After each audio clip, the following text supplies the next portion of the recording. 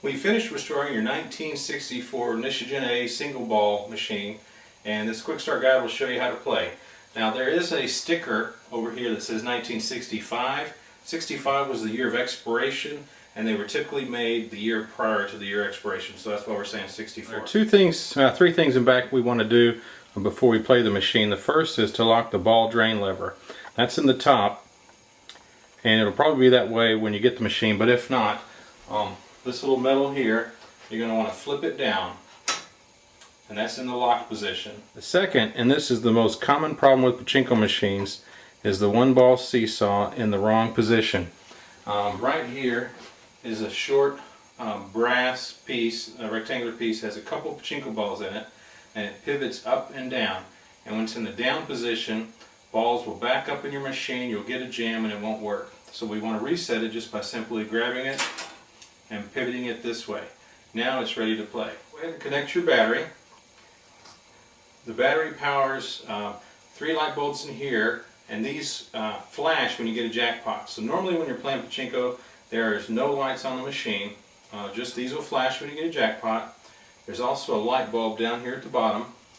There is a switch back in here, and we'll see how it works in a minute. You'll probably rarely, especially with home use, ever see this light come on, but if we have jackpots backed up in the holding area, that's when it comes on. This, like I said, the switch is back behind all of here. We'll take a look at it in a minute. Probably won't happen in shipment either, but there's this part right here. It's a drain.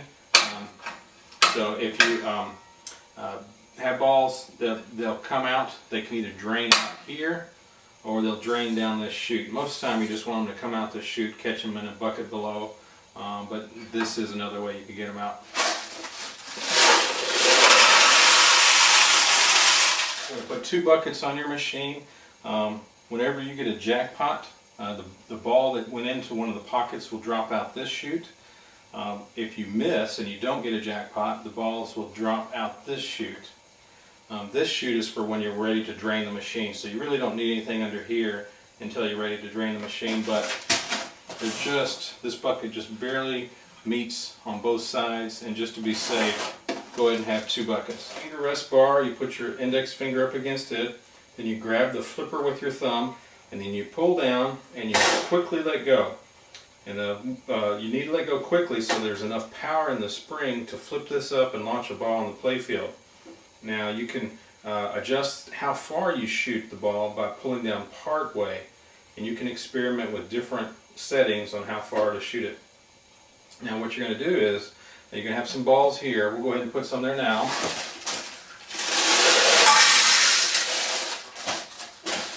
Then when you want to play Pachinko, you just grab a ball and you're going to drop it in this hole here, and it roll across into the shooter lane. And so when we pull, it'll shoot it up and into the playfield. Take a look at that in a minute.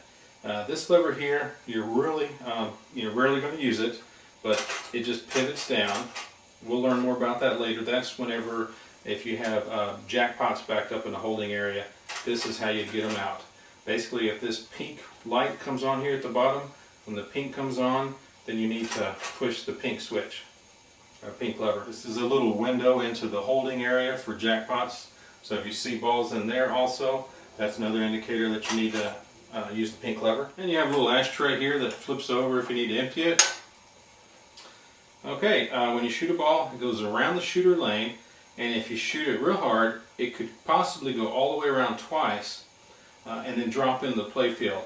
And as it drops, it'll ping off the nails, it'll hit your spinners, and those will redirect the ball.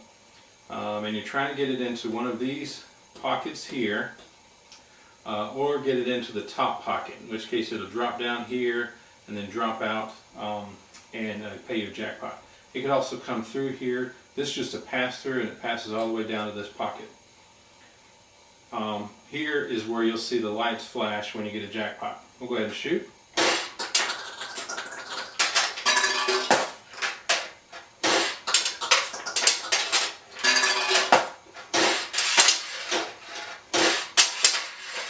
There you can see it going around. I'm actually going to put 2 balls in. I like doing 2 balls on this particular machine.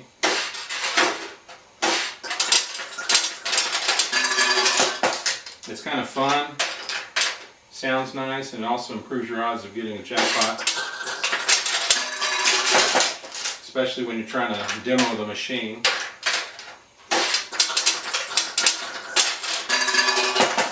It is a little bit more challenging to get a jackpot on this.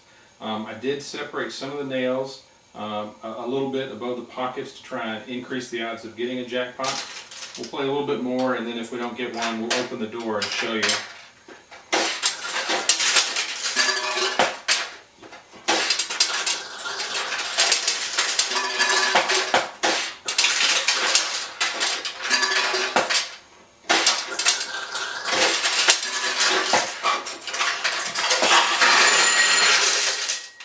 Okay, I believe we've got one in here. The balls drop down, they hit a bell, roll into here in your receiving tray, and then you saw the light flash. We'll open the door now and we'll take a look at several jackpots. In the playfield door, there's a hook right here. We're going to lift up on that hook, and as we do, it'll release these two latches here. They're pointy, and they're on the back of the playfield door.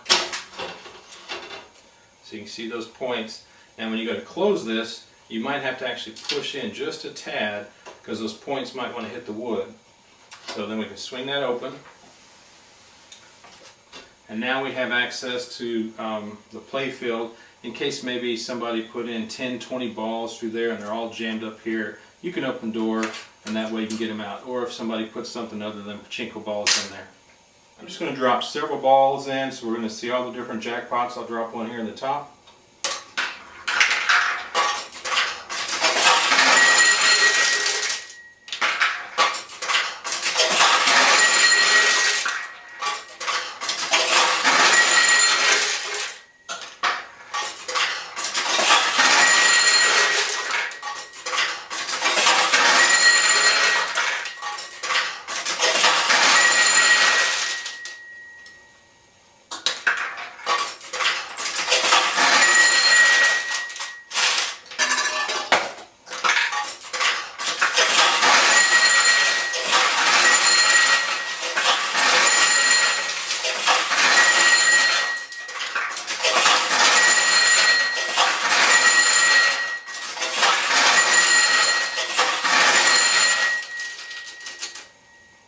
Okay, I'm dropping another one in. Okay, so if you ever play, you get a jackpot and it doesn't pay out, that probably means you need to fill the supply tray in back. You want to stop because you don't want to have too many balls backed up. I'm going to put another one in, maybe another two, because I want to show you how the holding area works for whenever you get jackpots and they're not paying out. Okay, here's the seesaw, and you can see a few balls backed up here. I'm going to drop a couple more in. And you can see that roll across, coming right through the hole there. So if we kept playing, you can imagine there'd be a whole bunch of balls back in there, and then the weight of the balls causes them to jam, and then they don't roll into your seesaw. That can cause problems. So we're going to stop and we're going to get these out. Now the first thing we're going to do is we're just going to pour some balls into the supply tray in the top. And when we do, what's probably going to happen is many of these balls are just going to pay out automatically.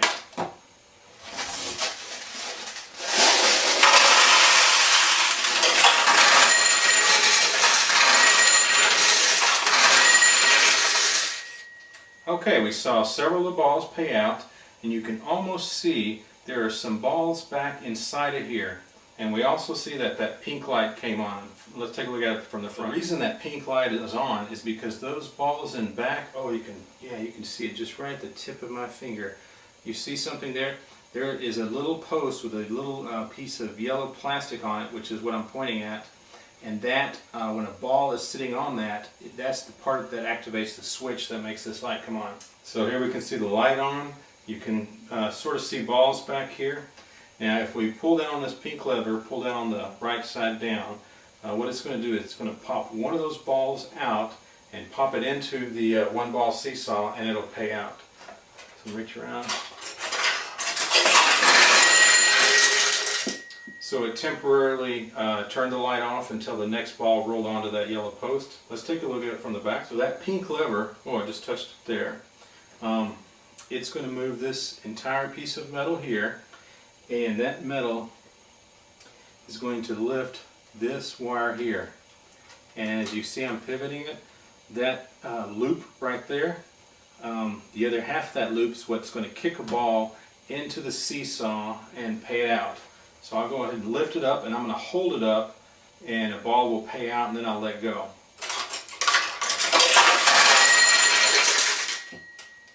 So here you can see this is lifting up this metal here, and it's also holding that up. And when I let go, the switch came on because there's still another ball in there, so we'll do it again. Okay, and now the light's off because all the balls are out of that holding area. The mechanics of these machines are awesome, but being they're all metal, many of the parts brass, they can bend, get out of alignment, and things won't work. So you want to be careful back here. You don't want to be yanking on anything or bending anything. You want to take your time with everything. I want to point out, you got two wires here. We've got this wire here, and then you've got another one next to it.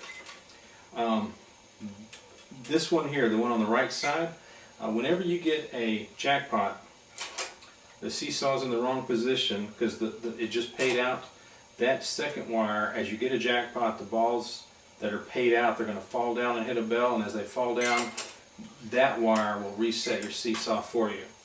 This other wire is for whenever you don't have enough balls in the supply tray. Whenever you don't have enough balls, it will come down and it will block the seesaw from being able to pivot until you load balls into the supply tray. Then it can get out of the way and your seesaw can work. Let's take a look at a few jackpots from the back. I'll drop some balls in.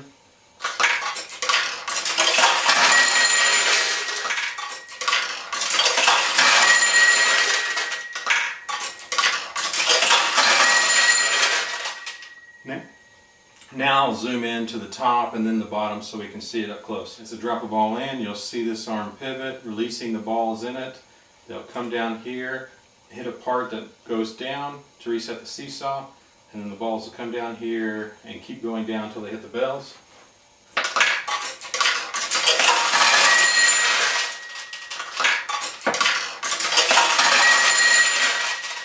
Here we'll see that after a ball enters the seesaw and pivots down, it'll make this turn, come down, it'll push this lever out of the way, and it pushes it out of the way, then the ball will land on this long shovel here, a long arm going all the way across, which will pivot down, then the ball will drop off, and as that's pivoting, it pushes up on the other side, which operates the mechanics at the top of the machine.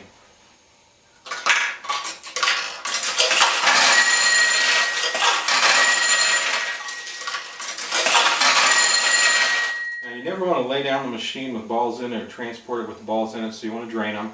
Let me show you quickly how to drain the balls. We're going to lift up on this lever, and when we do, all the balls are going to roll down this track and into this bucket.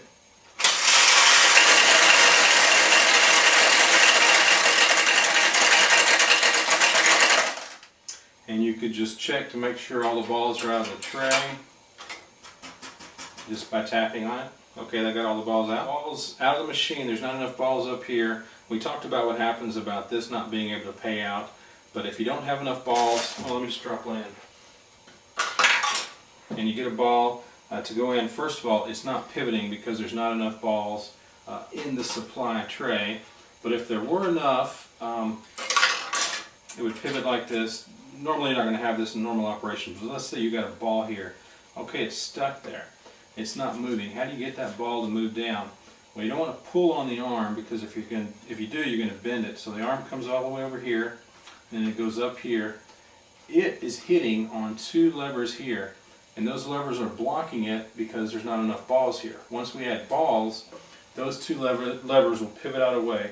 I'll pull one back, and but there's still, the back one isn't out of the way.